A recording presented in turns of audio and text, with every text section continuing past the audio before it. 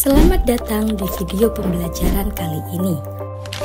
Pada kesempatan ini, kita akan membahas secara mendalam tentang Asia Selatan dan Asia Barat dari berbagai sudut pandang, yaitu sejarah, aspek fisik, humanistik, serta aspek fungsionalnya.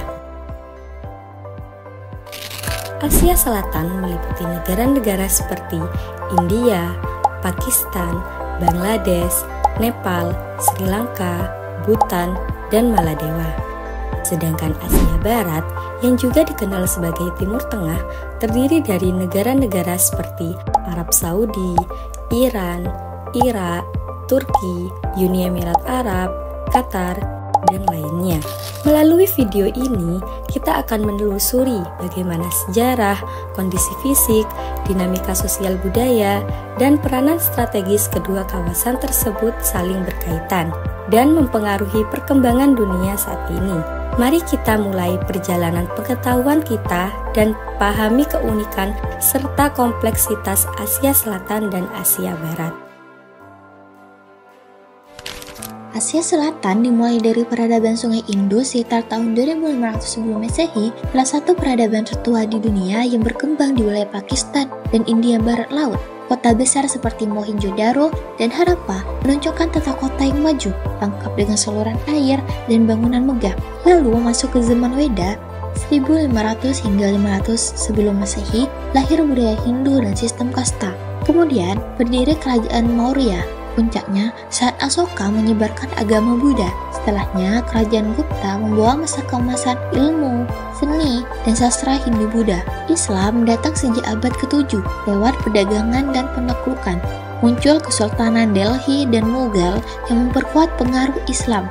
Tapi pada abad ke-19, Inggris menjajah hampir seluruh India. Hingga akhirnya India merdeka pada tahun 1947, lalu terbagi menjadi India dan Pakistan. Kini, kawasan ini mengalami pertumbuhan ekonomi cepat, tapi juga konflik panjang seperti di Kashmir. Selanjutnya, kita beralih ke Asia Barat. Asia Barat dikenal sebagai tempat lahirnya peradaban pertama di dunia, Mesopotamia, tanah di antara Tigris dan Efrat. Dari Sumeria, muncul tulisan cuneiform dan zigurat. Akkadia membentuk kekaisaran pertama, Babilonia membuat hukum tertulis tertua, dan Asyur punya teknologi militer canggih. 3 agama besar lahir di sini, seperti Yahudi, Kristen, dan Islam.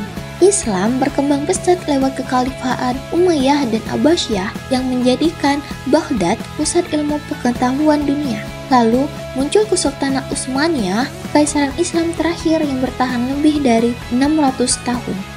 Setelah Perang Dunia I, wilayah ini dibagi oleh Inggris dan Prancis lewat perjanjian Sykes-Picot. Dampaknya, konflik berkepanjangan sampai sekarang, seperti konflik Israel-Palestina, revolusi Iran, Perang Teluk, sampai Arab Spring dan Perang Suriah. Kini, wilayah ini tetap panas. Kenapa? Karena minyak, konflik Tunisia, dan campur tangan negara-negara besar seperti Amerika Serikat dan Rusia.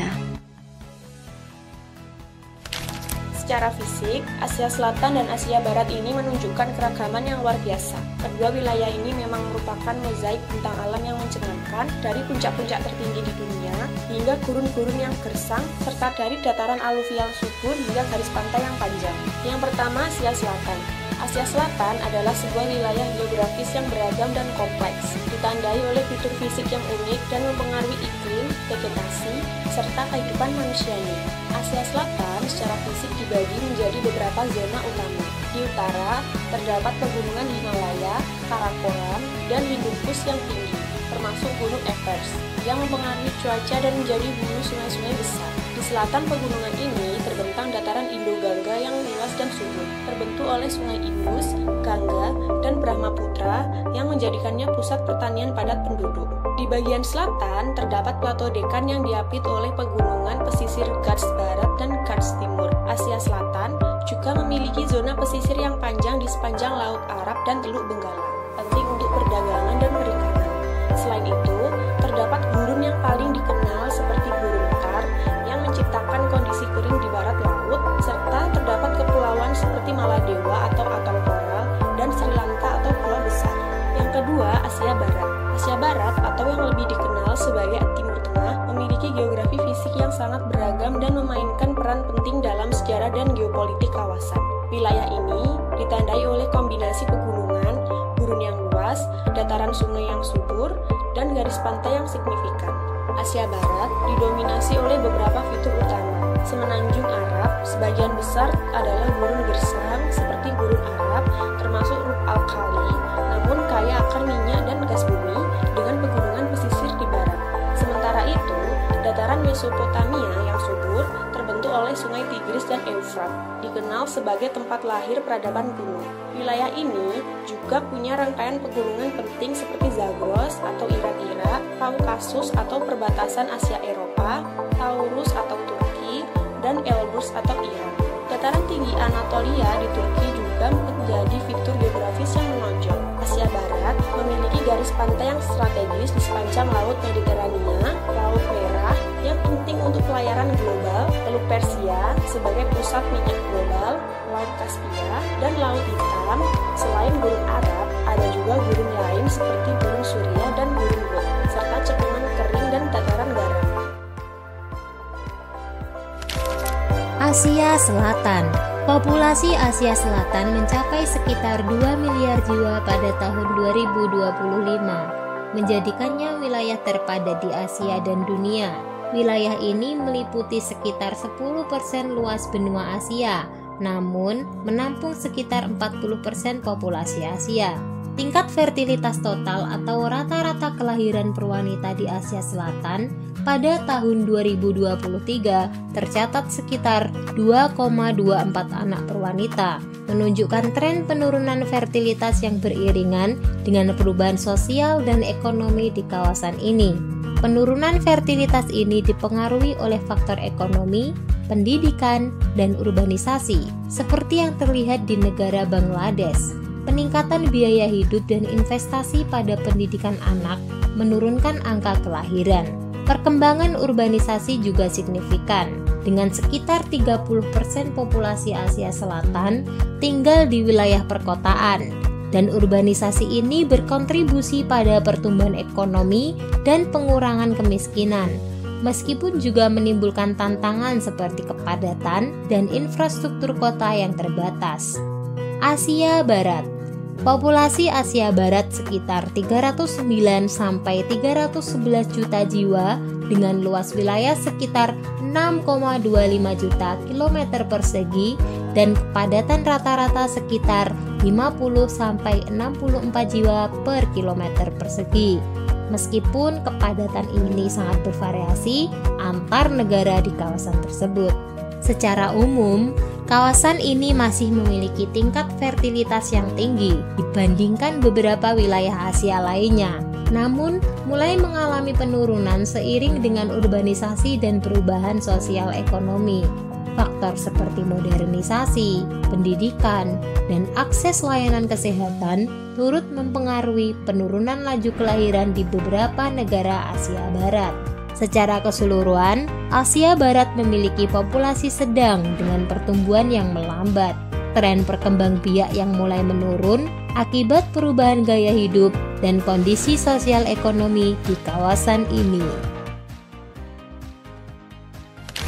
Aspek fungsional Asia Selatan dan Asia Barat. Sebelum kita memasuki pada aspek fungsional, perlu kita ketahui bahwa Asia Selatan dan Asia Barat memiliki peran penting dalam berbagai aspek fungsional, baik secara ekonomi, budaya, maupun strategis. Meski berdekatan secara geografis, keduanya memiliki karakteristik fungsi wilayah yang cukup berbeda. Yang pertama yaitu fungsi ekonomi. Secara ekonomi, Asia Barat yang sering disebut Timur Tengah berfungsi sebagai pusat energi dunia. Negara-negara seperti Arab Saudi, Iran, dan Irak adalah produsen utama minyak dan gas bumi yang sangat berpengaruh terhadap pasokan dan harga energi global.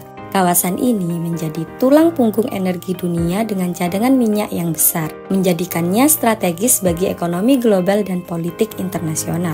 Sementara itu, Asia Selatan berperan sebagai pusat produksi dan manufaktur. khususnya di sektor tekstil, garmen, teh, dan rempah-rempah. India dan Bangladesh contohnya adalah eksportir besar produk tekstil dan garmen yang menjadi sumber utama devisa dan lapangan kerja di kawasan ini.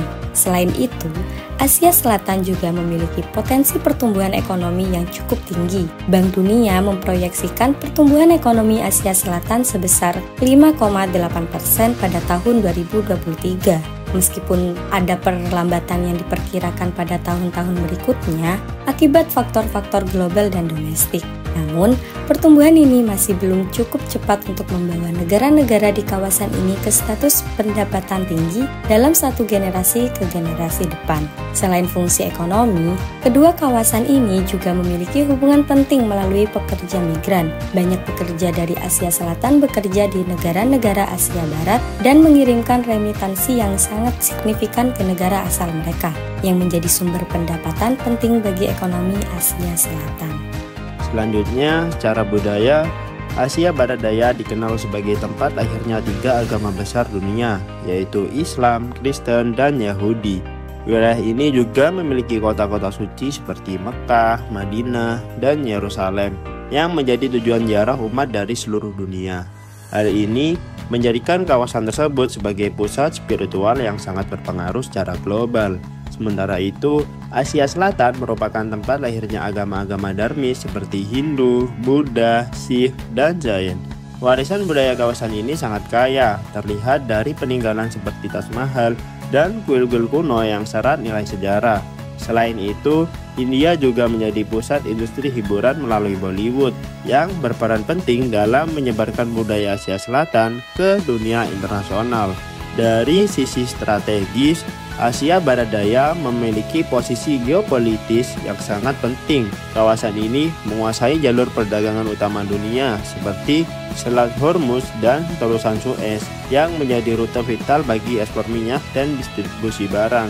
Karena itu, wilayah ini sering menjadi sorotan dalam dinamika politik dan keamanan internasional. Di sisi lain, Asia Selatan juga memegang peran penting, terutama karena letaknya di jalur pelayaran Samudra Hindia. Kawasan ini menjadi titik strategis dalam perdagangan maritim dunia, khususnya India, yang tengah berkembang sebagai kekuatan regional dengan pengaruh yang semakin besar di bidang militer, ekonomi, dan teknologi. Dengan demikian, baik Asia Barat Daya maupun Asia Selatan memainkan peran strategis yang signifikan dalam menjaga stabilitas dan keseimbangan global.